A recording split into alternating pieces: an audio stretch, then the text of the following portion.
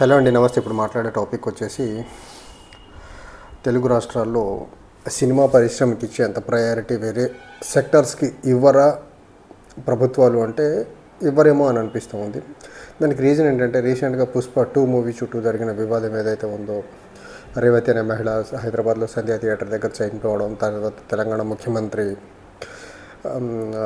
Cinema నటుడు అల్లు అర్జున్ మీద ఏదైతే కేసు బుక్ అయిందో దాని విషయంలో అరెస్ట్ అవ్వడము, అసెంబ్లీ సాక్షిగా సినిమా వాళ్ళ గురించి మాట్లాడటము, బెనిఫిట్ షోలు, తర్వాత ప్రీమియర్ షోలు రేట్ హైక్స్ ఉండవని చెప్పడము, తర్వాత మళ్ళీ సినిమా వాళ్ళు వెళ్ళి ముఖ్యమంత్రి గారిని తెలంగాణ ముఖ్యమంత్రిని కలవడము.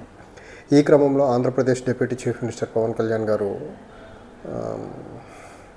మన్యం ఏరియా అరకు రీజియన్లో పర్యటనలో ఉండి తెలుగు సినిమా పరిశ్రమ షూటింగ్స్ కోసం ఇక్కడికి షిఫ్ట్ అయితే బాగుంటుంది, విదేశాలకు వెళ్ళి చేసే కంటే అరకు ప్రాంతంలో చేస్తే ఇక్కడ స్థానికంగా ఉపాధి దొరుకుతుంది అని చెప్పే ప్రయత్నం చేశారు.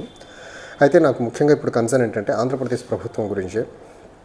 అదేంటి అంటే ఆంధ్రప్రదేశ్ ప్రభుత్వము 2024లో కూటమి ప్రభుత్వం ఏర్పడిన తర్వాత సినిమా వాళ్ళకి రేట్ హైక్స్ విషయంలో ఇచ్చే ప్రయారిటీ అవనివ్వండి, ఆర్ఎల్స్ సినిమా వాళ్ళని ఆంధ్రాకు షిఫ్ట్ అవ్వమని అడగడం అవ్వనివ్వండి, లేకపోతే సినిమా వాళ్ళు ఏదైనా ఇష్యూతో వస్తే వాటిని మరీ ముఖ్యంగా deputy chief minister Pawan Kalyan గారు కానీ చంద్రబాబు నాయుడు గారు వాటిని ఎంత స్పీడీ మేనర్లో వాటిని రిజాల్వ్ చేస్తున్నారో అదే స్పీడీ మేనర్లో, లేకపోతే అంతే త్వరితగతిన వాలంటీర్స్ విషయంలో అవనివ్వండి, లేకపోతే ప్రభుత్వ ఉద్యోగాలకి జీతాలు ఇచ్చే అంశంలో అవనివ్వండి, లేకపోతే ఆంధ్రప్రదేశ్లో ఎక్కువ ఉపాధి కల్పించే సెక్టార్స్ అది భవన నిర్మాణ కార్మికులు అవనివ్వండి, లేకపోతే రైతాంగం అవనివ్వండి, ఈ సెక్టార్స్కి సంబంధించిన ప్రతినిధులతో ఇప్పటి వరకు ఆంధ్రప్రదేశ్ ప్రభుత్వం తరఫున మరీ ముఖ్యంగా సీఎం గారు కానివ్వండి, డిప్యూటీ సీఎం గారు కానివ్వండి అసలు మీట్ అయ్యి వాళ్ళ కన్సర్న్స్ ఏంటి అని తెలుసుకునే ప్రయత్నం చేశారా అంటే చేయలేదు. ఎందుకు సినిమా వాళ్ళకి అంత ప్రయారిటీ?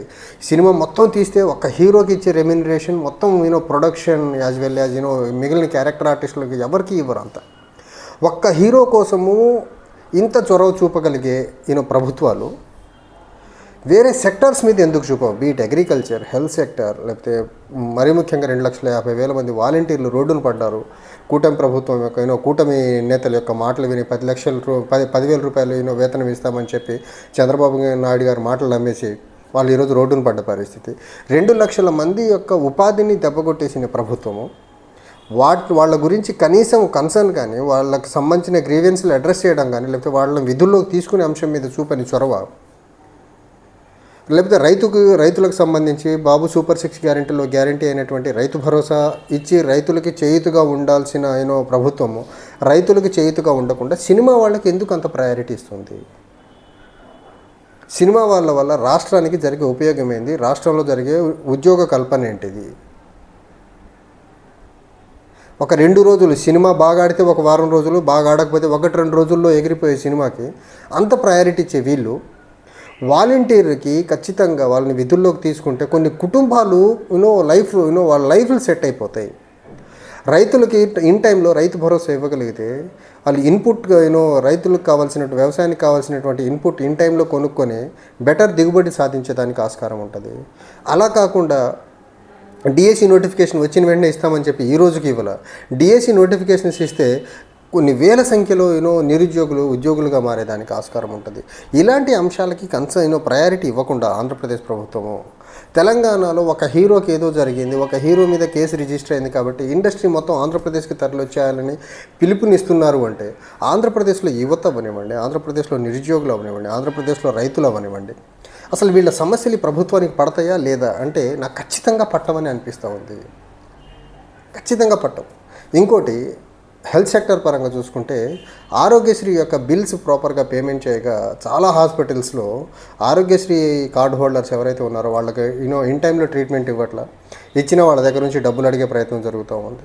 సో ఈ రకంగా రాష్ట్ర ప్రజలకు ఏది అవసరమో అవి చేయకుండా ఒక సినిమాకి ఇచ్చే ప్రయారిటీ ఏదైతే ఉందో అది ఈ చంద్రబాబు నాయుడు గారు పవన్ కళ్యాణ్ గారు ఇద్దరు సినిమా వాళ్ళకు మేలు చేసేదానికి రాజకీయాల్లో ఉన్నారా, లేకపోతే రాష్ట్ర ప్రజానికానికి రాష్ట్రానికి మేలు చేసేదానికి రాజకీయాల్లో ఉన్నారా అంటే ఖచ్చితంగా వీళ్ళకి సినిమా వాళ్ళ మీద ఉండే దాన్ని ఏమంటారు అఫెక్షన్, కేర్ మొత్తం సొసైటీ మీద లేదు అనేదానికి బెస్ట్ ఎగ్జాంపుల్ వీళ్ళు వాలంటీర్లకు ఇచ్చిన మాటని చంద్రబాబు నాయుడు గారు కొడుకు వాలంటీర్లకు ఇచ్చిన మాటని తప్పడం అవనివ్వండి, బాబు సూపర్ 6 గ్యారెంటీలు మేము అధికారంలోకి వచ్చిన వెంటనే ఇంప్లిమెంట్ చేస్తామని చేయకపోవడం అవనివ్వండి, లేకపోతే బాబు టీడీపీ మేనిఫెస్టోలో ఉన్నటువంటి ఏదైతే బీసీలకి 50 సంవత్సరాలకే మనకు పెన్షన్ ఇస్తామని చెప్పి ఇవ్వకపోవడం అవనివ్వండి, కరెంట్ ఛార్జీలు పెంచమని చెప్పి పెంచుతున్న విధానం అవనివ్వండి, అంటే ప్రజలకు ఇచ్చిన హామీలు ఏదైతే ఇచ్చారో వాటికి కాంట్రరీగా వెళ్తా సినిమా వాళ్ళకి ఎలాంటి ఎష్యూరెన్స్లు ఇవ్వకుండా, సినిమా వాళ్ళ గురించి మేనిఫెస్టోలో ఏ అంశాలు పొందుపరచకుండా సినిమా వాళ్ళకు మేలు చేసే పని వీళ్ళు చేస్తున్న విధానం ఏదైతే ఉందో ఖచ్చితంగా వీళ్ళు ప్రో సినిమా పీపుల్గా, లేకపోతే సినిమా ఇండస్ట్రీ వైపు సినిమాలో కొద్దిమంది హీరోలని అపరకుబేరులను చేసేదానికి, సినిమాలో కొద్దిమంది హీరోల యొక్క మార్కెట్ని కాపాడేదానికి పనిచేస్తున్నారు తప్ప వీళ్ళు రాష్ట్ర ప్రజల యొక్క ఇంట్రెస్ట్ల కోసం, రాష్ట్రం యొక్క ఇంట్రెస్ట్లు కాపాడేదానికి, రాష్ట్రంలో నిరుద్యోగ యువతకు ఉద్యోగం కల్పించేదానికి, లేకపోతే ఆంధ్రప్రదేశ్లో వ్యవసాయానికి చేయూతనిచ్చే విధంగా, లేకపోతే హెల్త్ సెక్టర్ని ప్రమోట్ చేసే విధంగా, విద్యా విధానాన్ని ప్రమోట్ చేసే విద్యా రంగాన్ని ప్రమోట్ చేసే విధంగా ఆంధ్రప్రదేశ్ ప్రభుత్వం ఇప్పటికైతే అడుగులే ఇట్లా వాళ్ళు వేసే అడుగులు, ఒకటి సినిమా వాళ్ళకి మేలు చేసేవి, రెండు అమరావతిలో కాంట్రాక్టులు వాళ్ళకి అనుకూలంగా ఉండే వాళ్ళకి ఇచ్చి అమరావతి కాంట్రాక్ట్ పనులు చేయడము, కొద్దో గొప్ప పోలవరం పనులు. మనం ఈ 3 ఆస్పెక్ట్లో చూసుకుంటే పోలవరం పూర్తయితే రాష్ట్రానికి, మరీ ముఖ్యంగా రైతాంగానికి మేలు జరిగేదానికి ఆస్కారం ఉంది. అమరావతి సిటీ అనుకున్న టైంలో అనుకున్నట్టు పూర్తయితే అసలు అక్కడ సామాన్య మానవుడికి అక్కడ ఉండేదానికి ప్లేస్ ఉంటుందా, అడుగు పెట్టగలడా, అక్కడ ఏమన్నా సామాన్య మానవుడు ఇల్లు కట్టుకునేదానికి స్థలం కొనుక్కోగలడా, లేకపోతే ఎవరన్నా డెవలపర్స్ అక్కడ రియల్ ఎస్టేట్ ద్వారా అపార్ట్మెంట్స్ లేకపోతే విల్లాస్ కడితే అవి కొనుక్కునే పరిస్థితి ఉందా సామాన్య మానవుడికి, అది ప్రో రిచ్ సిటీలా మారేదానికి అయితే ఆస్కారం చాలా క్లియర్గా కనిపిస్తూ ఉంది. సో చంద్రబాబు నాయుడు గారు ప్రయారిటీస్ చూసుకుంటే చాలా క్లియర్గా ఉంది. ఒకటి, సినిమా వాళ్ళకి రేట్లు పెంచేదానికి, బెనిఫిట్ షోలకి, ప్రీమియర్ షోలకి హైక్ ఇచ్చే ప్రయత్నం చేస్తున్నాడు.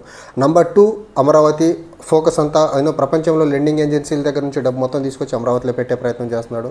ఇది కాకుండా అప్పుడప్పుడు పోలవరం మీద కొంచెం దృష్టి సారించే పని చేస్తున్నారు. ఇవి కాకుండా ఆంధ్రప్రదేశ్లో ఉన్న మిగిలిన సెక్టర్స్ లేకపోతే మిగిలిన వర్గాల మీద ఏదన్నా మంచి చేసేదానికి ఆలోచించే ప్రయత్నం చేస్తున్నారంటే ఎట్టి పరిస్థితుల్లో కనపడట్లేదు. సో సినిమా రంగం వల్ల ఎంప్లాయ్మెంట్ జనరేషన్ ఎంత జరుగుతూ ఉంది, అది ఎన్ని రోజులు జరుగుతాం, షూటింగ్ ఉంటేనే ఎంప్లాయ్మెంట్, సినిమా బాగా ఆడితేనే కొద్దిమందికి దాన్ని ఏమంటారు టెంపరీ ఎంప్లాయ్మెంట్ దొరుకుద్ది. సినిమా షూటింగ్ లేకపోయినా ఎంప్లాయ్మెంట్ ఉండదు, లేకపోతే సినిమా బాగా ఆడకపోయినా ఎంప్లాయ్మెంట్ ఉండదు వాళ్ళకు. సో ఇలాంటి ఒక అన్సర్టెనిటీ ఉండేది, దాన్ని ఒక అన్ఆర్గనైజ్డ్ సెక్టర్ని అంత ప్రయారిటీ ఇచ్చేదాని వెనకాతల వీళ్ళ ఉద్దేశం ఏంటంటే, నేను అంతకుముందు నా వీడియోలో ఒక దగ్గర చెప్పాను, సినిమా బ్యాక్గ్రౌండ్ నుంచి వ్యక్తులు, పవన్ కళ్యాణ్ అయితే సినిమా బ్యాక్గ్రౌండ్ నుంచి వచ్చిన వ్యక్తి, కుటుంబం అంతా సినిమాల్లో ఉంది. సో సినిమా ఇండస్ట్రీకి ఏ మాత్రం మేలు చేసే కార్యక్రమం ఏది మొదలుపెట్టినా వాళ్ళ కుటుంబం బాగుపడిపోతుంది. Same the case with Chandrababu Naidu garu, వాళ్ళ బావమర్ది సినిమాల్లో ఉన్నారు, వాళ్ళ నందమూరి కుటుంబీకులు సినిమాల్లో ఉన్నారు.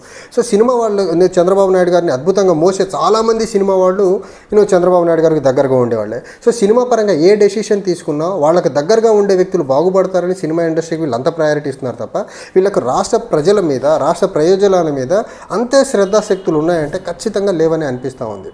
Thank you.